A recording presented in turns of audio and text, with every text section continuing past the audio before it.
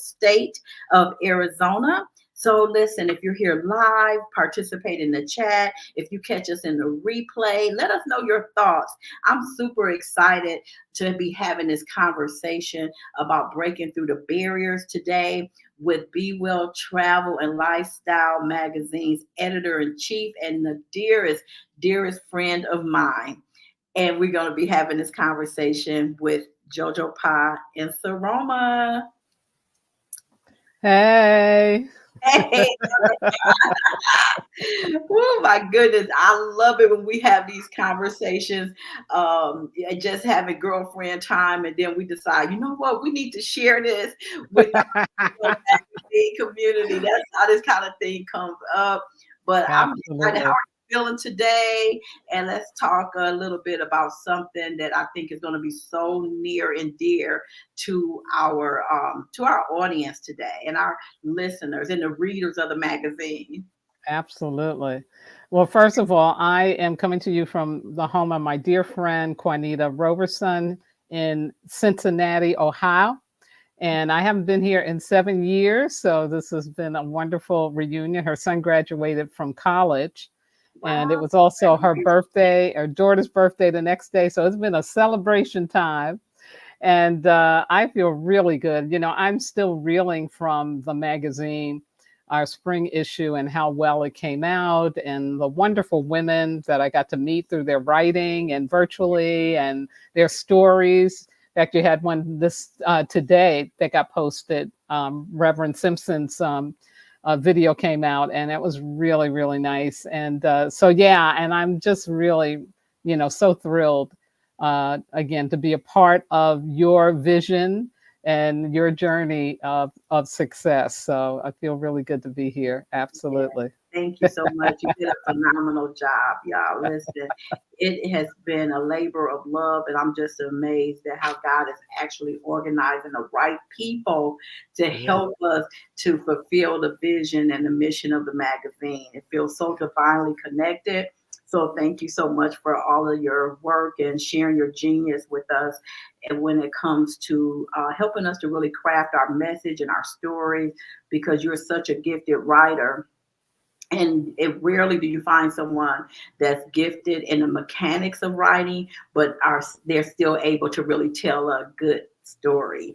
And you really help us to put our information out there where it is engaging and very rewarding for the writers and the readers. So thank you for all that you have done for me personally and with the magazine. I appreciate you. So welcome. So welcome. And I'm really excited too for us to talk, as we're going to right now today, about this experience of being stuck financially as a woman entrepreneur, and in particularly Black women. And, you know, I have, as you have, been dealing with that issue for many, many, many years. You know, sometimes it's either feast or famine, you know, then there's times when things kind of trickle in. And of course, being committed to becoming the best versions of ourselves and doing our healing work, we have taken on looking at, okay, what's really behind this? Because some of this stuff ain't rational. Like some of the stuff it's not rational. Like, why am I so stuck? Why is the faucet not coming on? Ain't nothing coming through, you know? And so, you know me, I was doing my research, and I come up with about three reasons why, and again, for Black women in particularly, that we get financially stuck. And the first one is about historical trauma and its impact. Thanks to people like Joy DeGruy and others who have been bringing up about the emotional impact of slavery.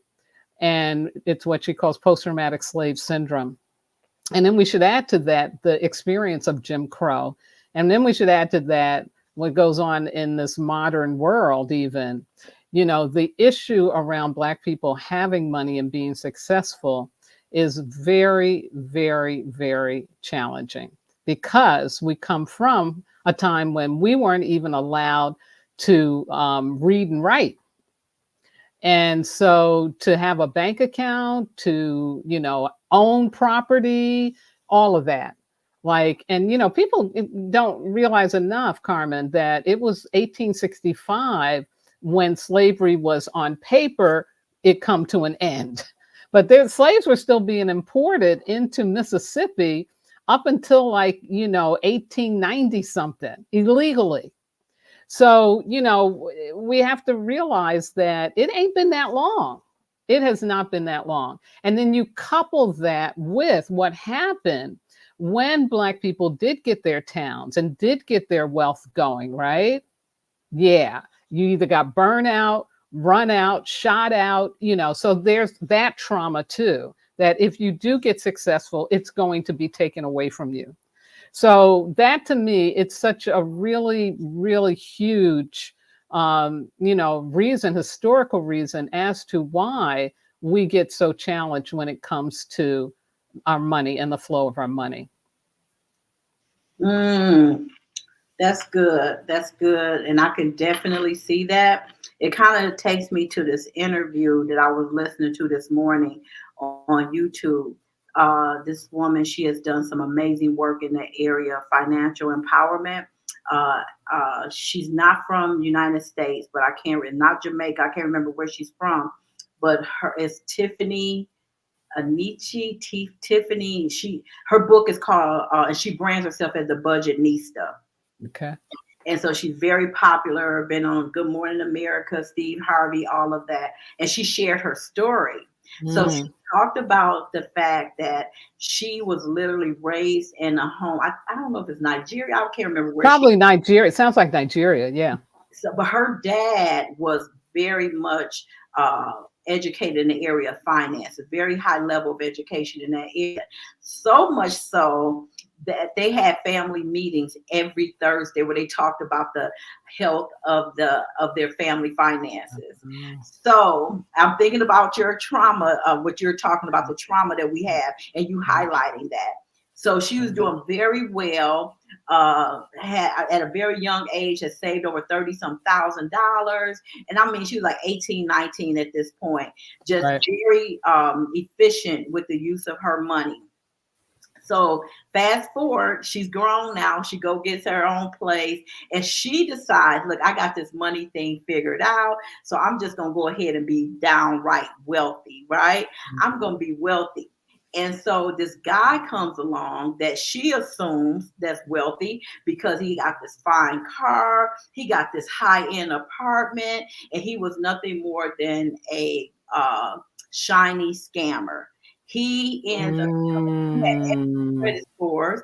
And so this was just somebody that she looked up to, and she said instead of her relying on the information she'd be getting all her life from her dad, when she trusted this guy because she thought he knew about investments. Anyway, she's totally loses her condo, just had to go back to her parents' home, everything. And it was in a very short period of time. Drained her retirement accounts, everything, because she just didn't know. And she talked about this was right around the time of the housing crash. Yeah. Now she's able to look back and say that she understands why she went through that, because now she's able to serve people at a higher level of empathy. She would have had that perfect road, from her childhood to adulthood. What capacity for compassion would she really have? But it makes me think about what that embedded trauma from our early life experiences really could be. Did that guy just really come out of nowhere, or is it something almost embedded in us where we attract that kind of thing, where we can get the money and still can't have it?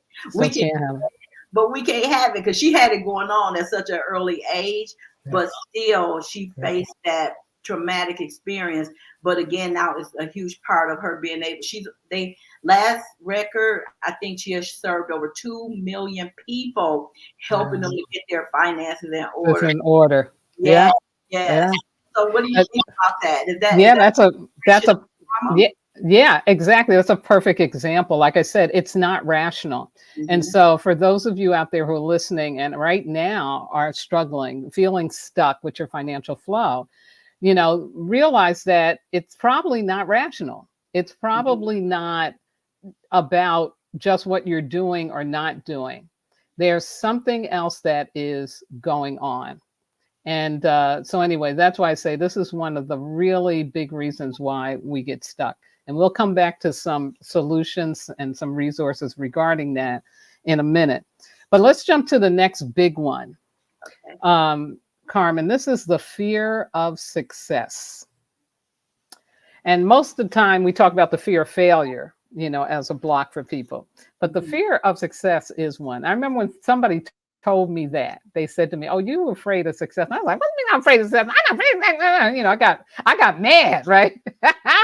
And then I thought about it and I was like, "Oh yeah, that is true." And some of that is the indoctrination that we have about money as a root of all evil. And again, back to the historical trauma, when you saw that the people who were your masters, were the ones who were wealthy and you weren't. Well, if I get wealthy, then I'm going to be like them. And I don't want to be like massa. And so there is, like, again, this embedded stuff in us about, there's something wrong with us being wealthy. And I ain't going to go into the uncovering that has gone on with some of our Black billionaires. We ain't going to talk about that right now. But you know what I'm saying? So it's like there's something in us that is just like, yeah. So Carmen, talk to me about that, girl. Talk to me about your fear of success. When I hear so many reasons why we're stuck, just as a people, as women entrepreneurs of color, who is predominantly who I have been called to serve over the years.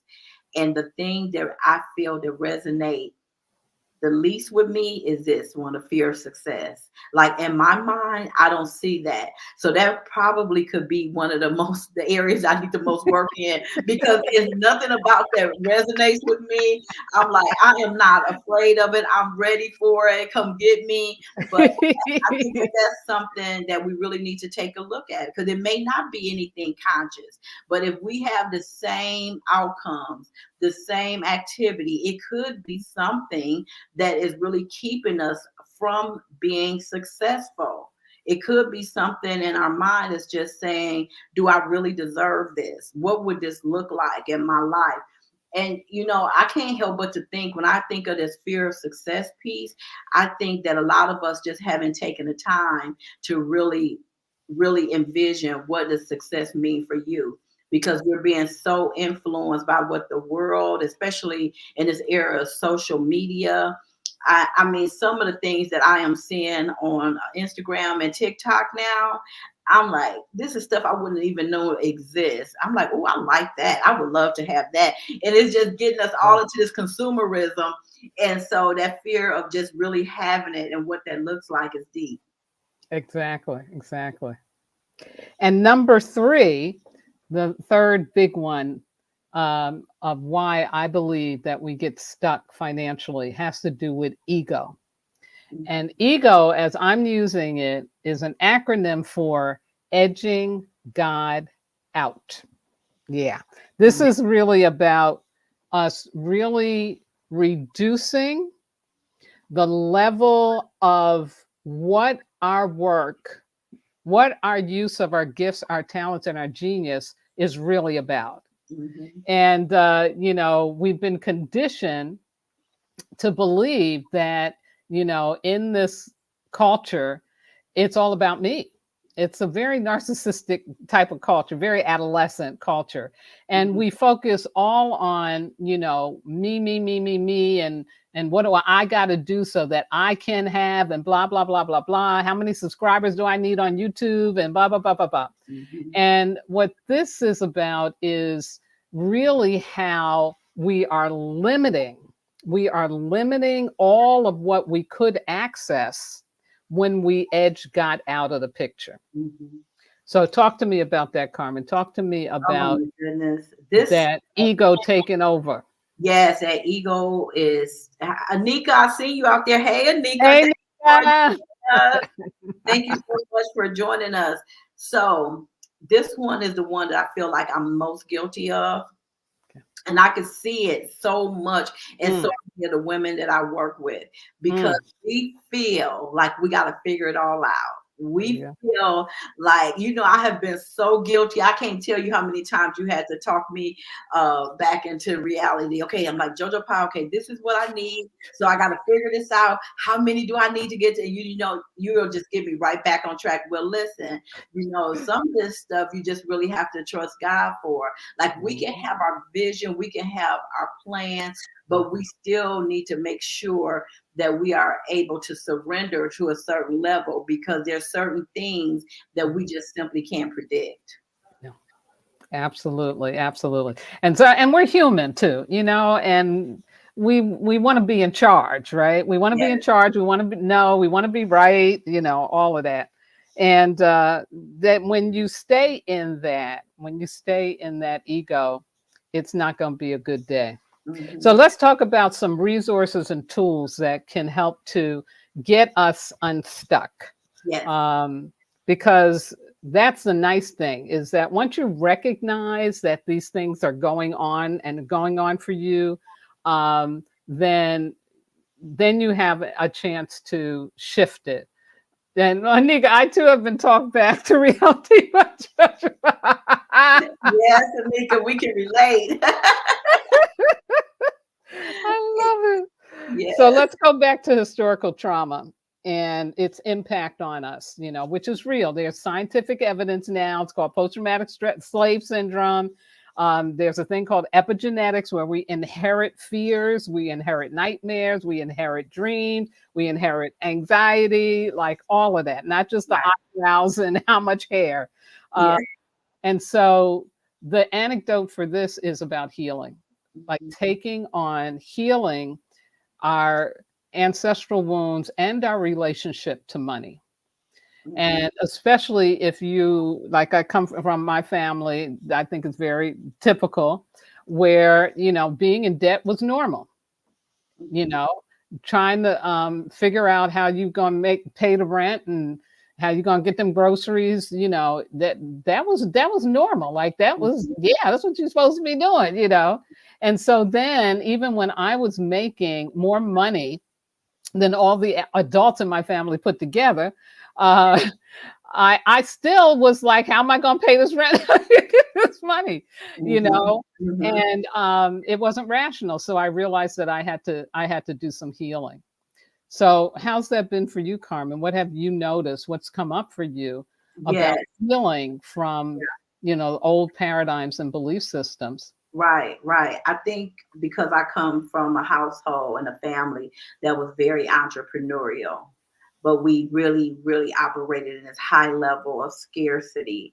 Like, I remember constantly, and how this is manifested in my adult life is just mind blowing. It's definitely something for therapy, deep therapy. So I remember my father being a true entrepreneur, and no job could ever pay him as much as he could bring in on his own entrepreneurial journey.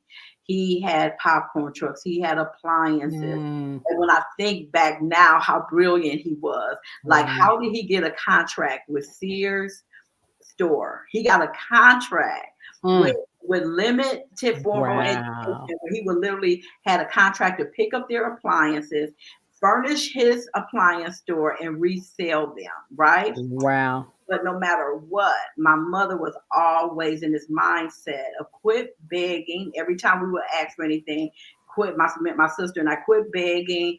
Absolutely not. There was no joy around Yeah. money. Yeah. And so it was Yeah. always feel like, even I knew we could get money. And I look at my adult life, because I'm very entrepreneurial. But how Right. do you make sure that you telling your money where to go? How do you prioritize this money instead of having I the money like that. running you? Because that's really what can happen. And so Absolutely. I see that I took, like, both of their my father was always very reckless and irresponsible with money, because he could always get more.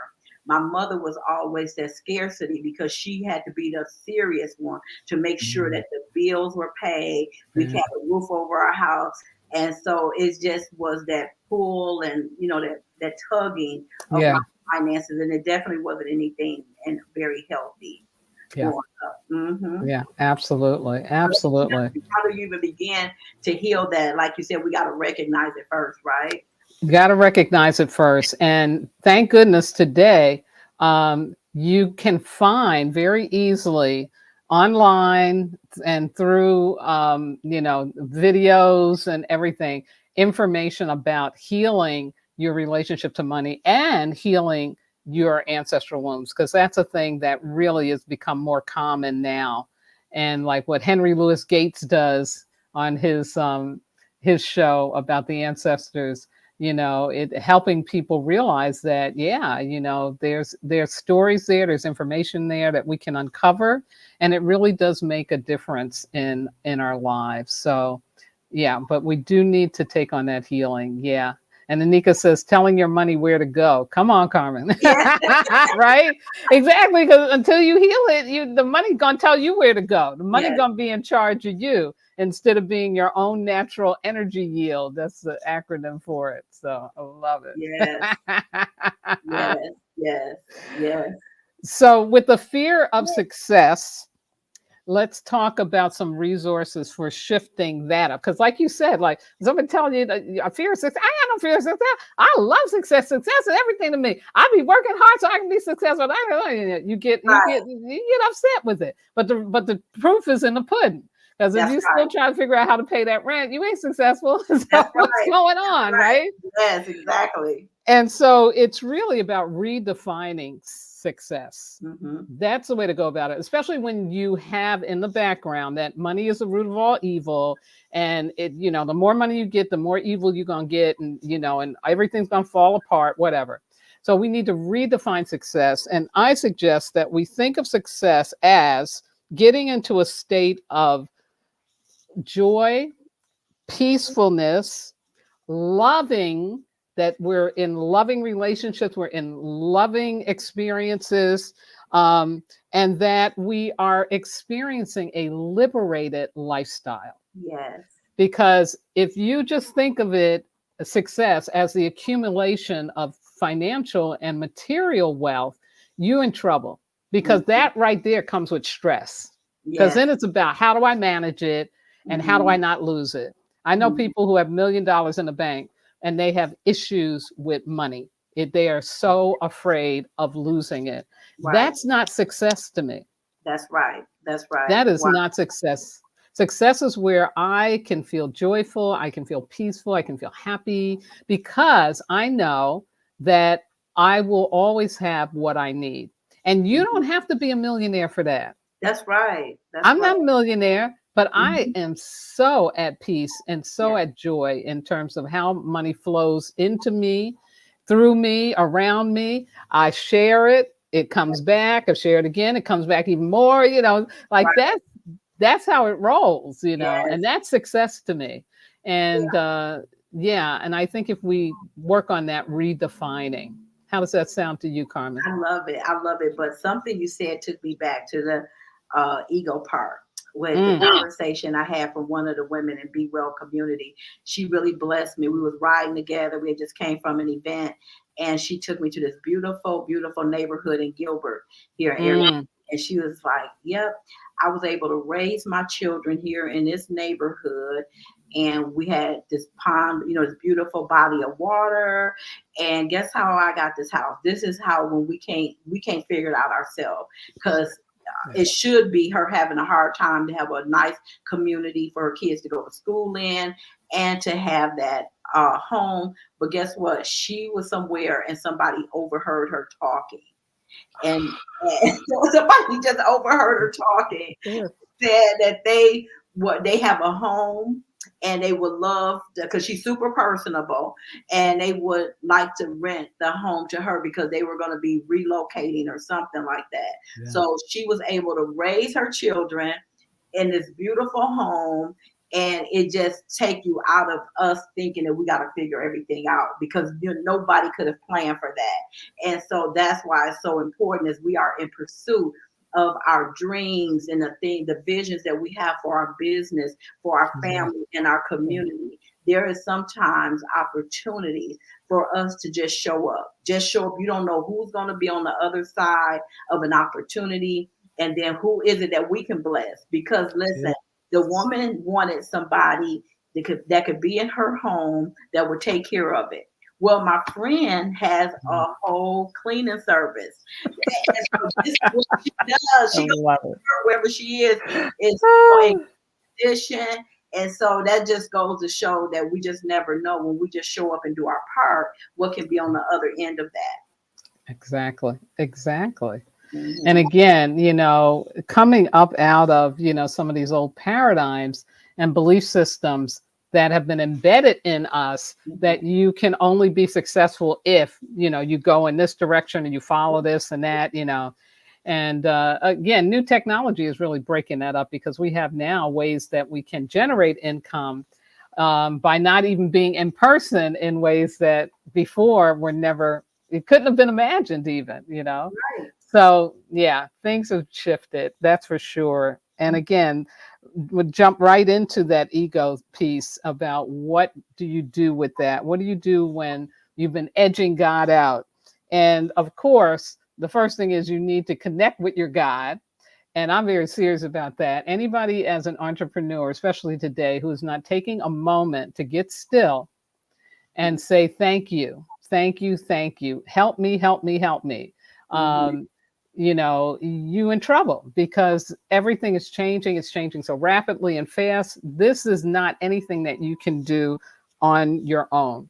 Right. And most importantly, you have got to understand and you've got to frame what you're doing as an entrepreneur around a higher purpose.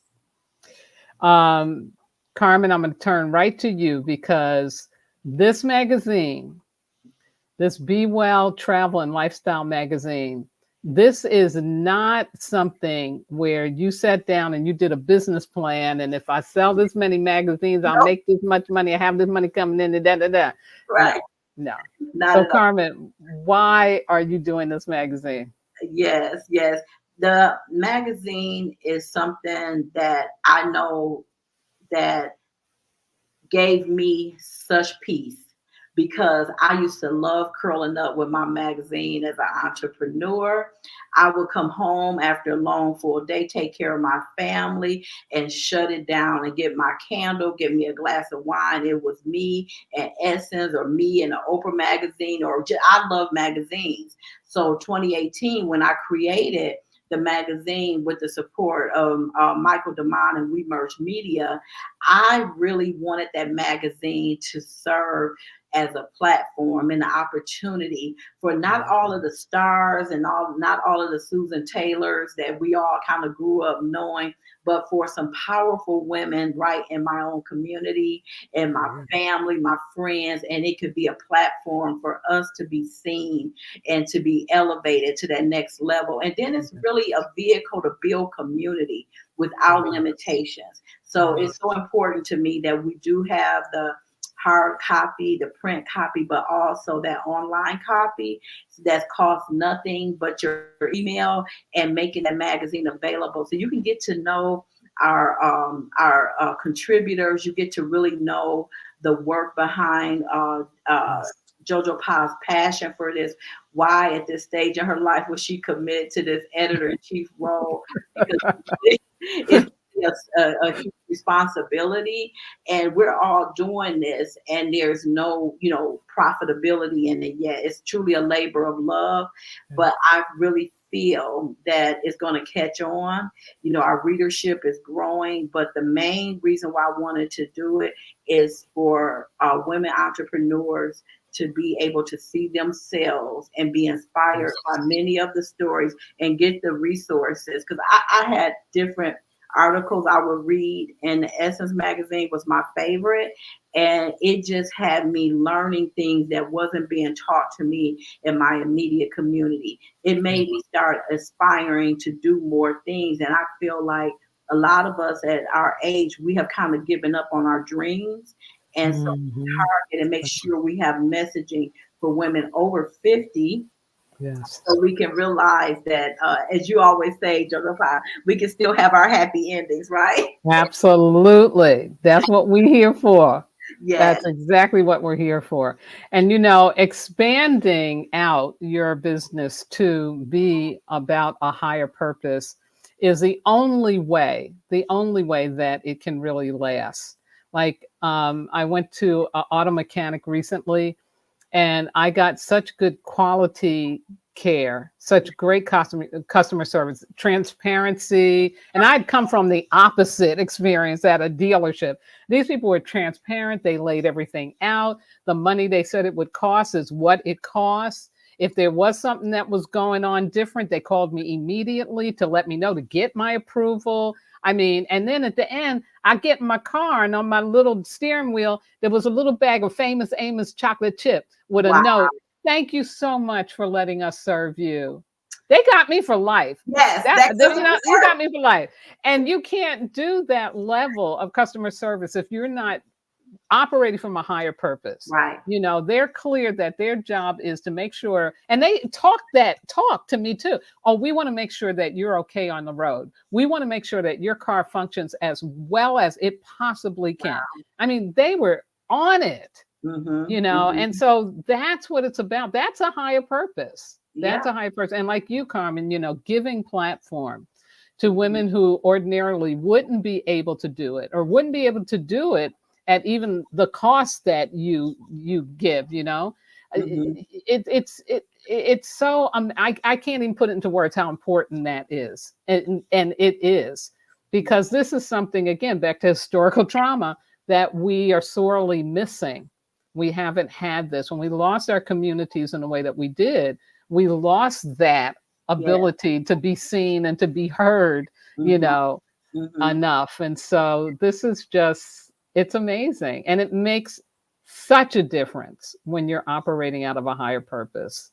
The Yes. money will flow because you're doing what you love. And that's what my grandmama always told me. Yeah, absolutely. That's so true. Thank you so much for that. Yes, but I Yeah. absolutely love it, and I'm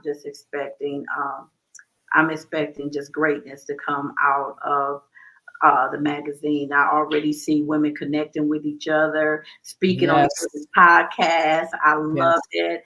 And the Yeah. connections are being made. And that's our three pillars.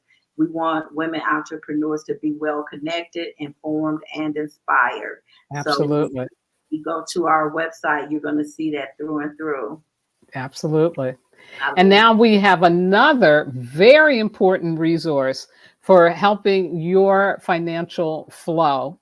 And we're going to bring out Michael Demond Campbell, the wizard behind all of the marketing and promotion that Yes, goes on with Be Well Lifestyle Magazine. yes, And he is the founder and CEO of We Merge Media. It's now called AI Media, right? Did I get it right? We got an AI division. We merge media with an It's AI still me with an yeah, AI division, division. and his platform, which is called oh my God, I Bond to feel. build. Bond to Build. How could I forget? Bond to Build. Yes, which is an alternative to what happens on Facebook and X and all that stuff where you have to put up with trolls and whatnot. This is about a community of people coming together who want to socially connect, virtually connect, and can do that from a place of security and safety and love.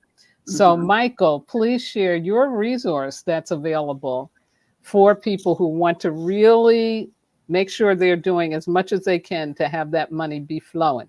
All right. All right.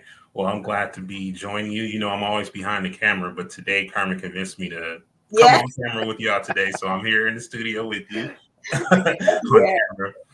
But what we actually have done, Carmen and I have been working together for so many years, and we've been helping a lot of women and just, really talking to women about what the needs are within their business.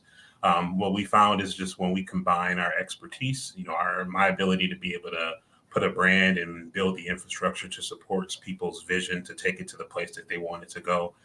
Carmen's ability to be able to talk to the women in the Be Well community, listen to what their needs are, and help them pick a path and get clear about what they can do, which is usually much bigger than when they usually come to us saying they can do. She mhm, always gives them a much clearer and bigger picture to pursue. So what we've done together is we've developed a number of different services on the Be Well website, meant specifically to help people overcome these things that you were all talking about today.